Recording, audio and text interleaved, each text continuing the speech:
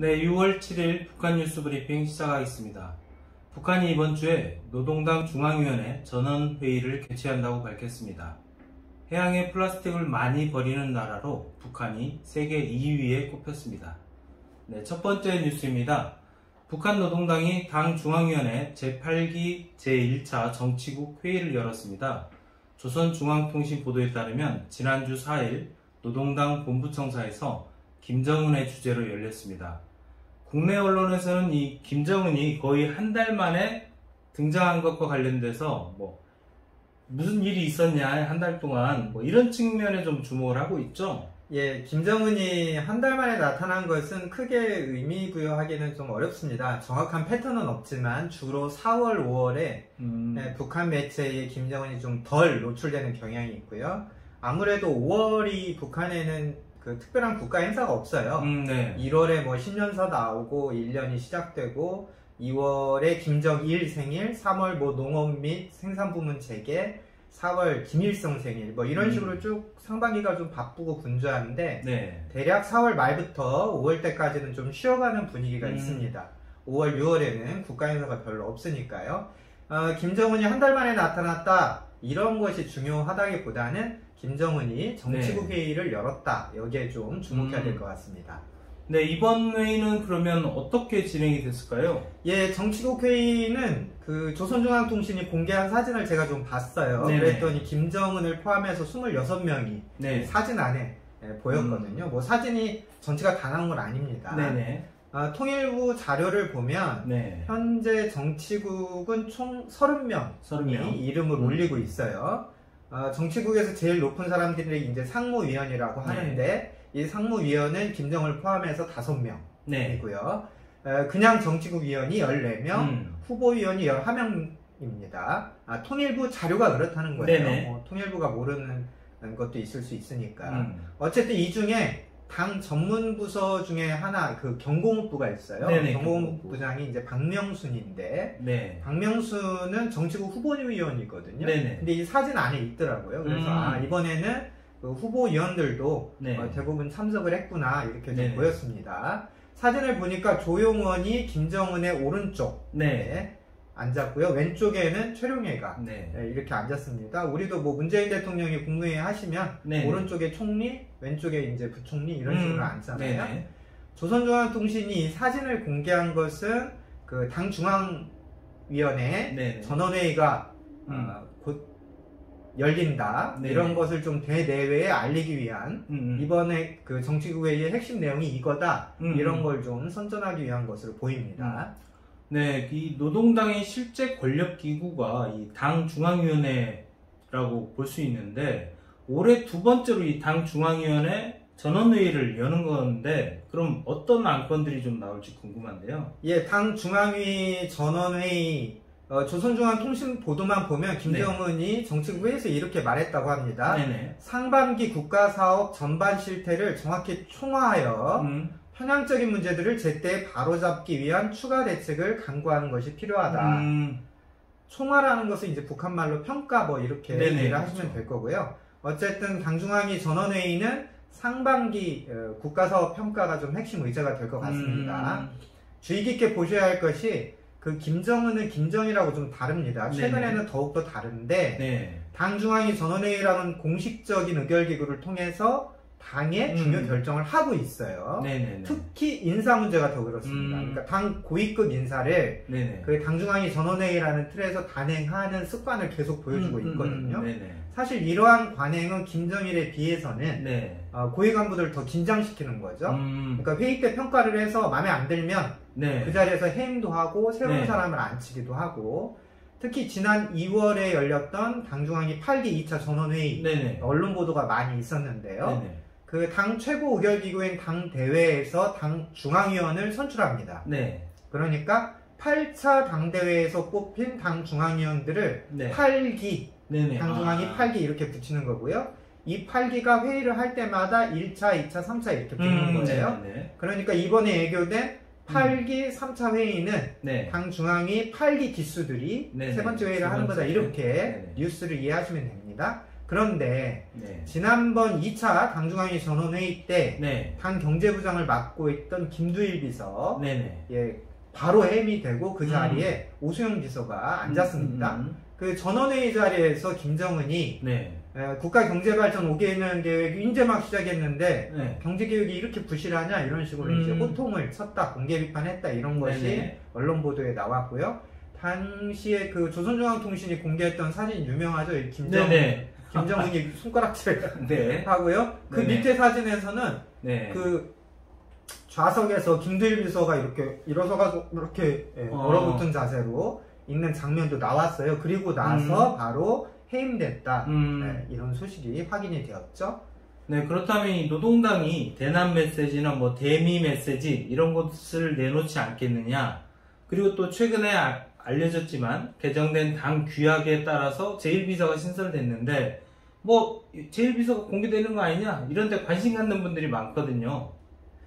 과거 김정일 시대에는 워낙 당을 좀 괴팍하게 운영했어요. 성군정치 뭐 이런 얘기 하면서. 그래서 사실 인사도 좀 깜깜이었죠. 저 자리에 누가 있는지 없는지 뭐 그런 억측들도 많이 나오고 그랬는데 북한 주민들도 누가 당비서인지 제대로 모르고요. 당원들도 누가 우리 책임감무지도 모르고 이런 경우가 많았는데 확실히 김정은 시대에 와서는 당과 관련해서는 공개할 것은 확실히 공개하는 방향으로 나가고 있습니다. 그런 방향으로 당의 권위를 높이고 있고 한 차원 높은 정치 선전을 벌이고 있습니다. 그런 의미에서 이번에 제1비서를 임명하고 공개할 가능성도 있어 보입니다.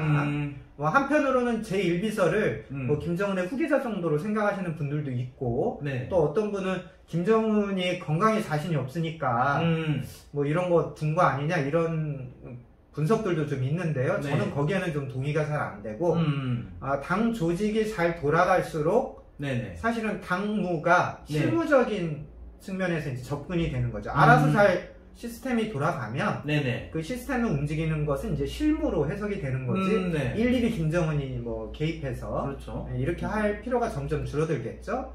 그래서 이제 정치국 회의를 맡길 사람을 지명을 한다. 당을 김정은이 독점하고 있지만 독점의 관리 방식을 좀 시스템화한다. 이런 관점으로 일단 봐야 될 것 같습니다. 다만 대남 메시지, 대미 메시지 이런 것은 저는 좀 안 나올 것이라고 예측을 하고 있는데요. 지금 노동당의 당면 과제는 코로나 방역 그리고 그 국가 경제개발 5개년 계획 경제 성장입니다.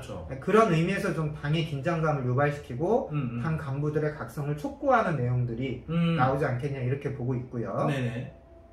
특별히 상반기 그 노동신문에 굉장히 자주 나왔던 몇 개 단어들이 있어요. 그 중에 하나가 단일 특수화, 본위주의 뭐 이런 표현인데 좀 익숙치는 않으실 겁니다. 우리말로 치면 부처 이기주의 뭐 이런 거예요. 그러니까 뭐 LH 사태에서도 봤듯이 국민들 땅을 놓고 또 국민의 세금으로 이거 좀 잘 개발해서 토지 공급 좀 해라 이렇게 만들었더니 뭐 자기들 월급, 복지, 거기에 땅 투기까지 이런 이제 부처 이기주의 우리가 생각해 볼 수 있는데요.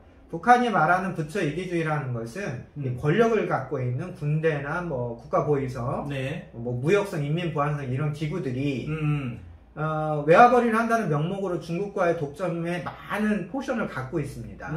그런데 그렇게 돈벌이를 해서 이런 것들이 어떤 북한 내부의 이 경제 선순환이 되는 게 아니라 뭐 간부들 다 주머니에 넣거나 자기 부서만 좀 챙겨 먹거나 이런 것들이 이제 빈번하게 발생을 하고 있어요. 그래서 사실 중국과의 무역이라는 것이 뭐 결국은 북한 스스로도 기술이 자립하거나 북한 내부에서 그런 고용이 늘거나 국가 공급을 인민들에게 더 많이 해주거나 뭐 이런 방향으로 가고 싶지 않겠습니까?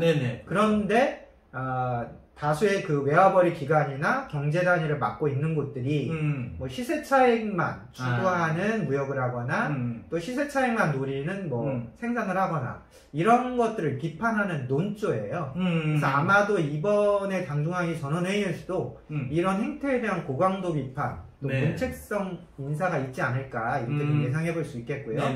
보통 당중앙위 전원회의는 뭐 3일, 4일 이렇게 열립니다. 정치국 회의에서 이달 상순에 소집된다 라고 못을 박았으니까 늦어도 이번 주에는 개최되어서 시작될 것으로 보입니다. 다음 뉴스입니다. 북한이 바다에 플라스틱을 막 버리는 나라 2위에 올랐습니다. 이 자유아시아 방송 4일 보도인데요. 네덜란드의 비영리 단체 오션 클리럽이라는 곳에서 발표한 논문에서 북한이 제대로 처리하지 않은 이 플라스틱 폐기물을 강과 바다에 버리고 있다, 이렇게 주장을 했어요. 예, 환경학자 7명이 참석해서 논문을 공동으로 쓴 모양입니다. 네. 세계적인 학술지라고 하는데요. 사이언스 어드밴스에 기고를 했네요. 네네. 북한이 플라스틱 폐기물을 제대로 처리하지 않고 강에 버리는 양이 연간 322톤 정도로 추정이 됐습니다. 322톤. 뭐 300톤 좀 넘으면 얼마 안 되네 하실 분도 있는데 플라스틱은 가볍죠. 네, 그래서 그렇죠. 뭐 부피나 이런 게 상당한 양이라고 생각이 되고요. 바다에 버려지는 플라스틱 폐기물을 한 50톤 정도로 논문에서 네. 추정을 했습니다. 전체 북한이 갖고 있는 플라스틱 폐기물 중에 네. 이렇게 강과 바다, 해양에 버리는 비율을 또 계산을 한 모양이에요. 네. 그래서 북한은 15.51%가 나왔습니다. 그렇게 해서 세계 2위 이렇게 됐고요. 1위는 이제 브루나이인데 네. 거의 한 20% 정도가 된다고 합니다. 네. 이 논문에서 한국은 3.13%. 그러니까 전체 플라스틱 폐기물에서 강과 바다에 버리는 양이 한 3% 조금 넘는다. 뭐 이건 뭐 순위로 따질 문제는 아닌 것 같고 우리도 그렇죠. 많이 버리고 있네요. 좀 바뀌어야 될 것 같아요.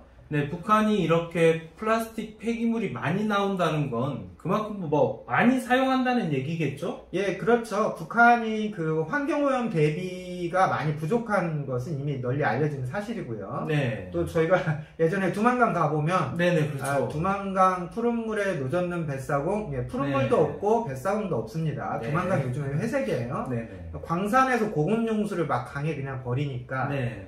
뭐 오죽하면 중국 영세 기업들이 그 두만강 바닥에 침전된 석탄가루나 철광석을 다시 긁는 이런 그 소규모 사업도 할 정도입니다. 네. 플라스틱 폐기물에 대해서는 우리 정부도 좀 지원책을 연구해보면 좋을 것 같습니다. 이런 문제에서 기술 협력이나 지원 같은 거 대화 좀 시도해볼 만하지 않을까 생각이 들었고요. 네. 사실 북한이 10년 전만 하더라도 플라스틱이 굉장히 귀한 나라였어요. 그렇죠. 그래서 당시에 이제 결혼식 사진 이런 것들을 뭐 비공개 영상으로 저희가 보면 네. 혼수해갈 게 별로 없으니까 네네. 이렇게 신랑 신부 뒤 사진에 네네네. 플라스틱 뭐라 그럴까 소쿠리라고 그러나요? 네네, 뭐 소쿠리. 달아?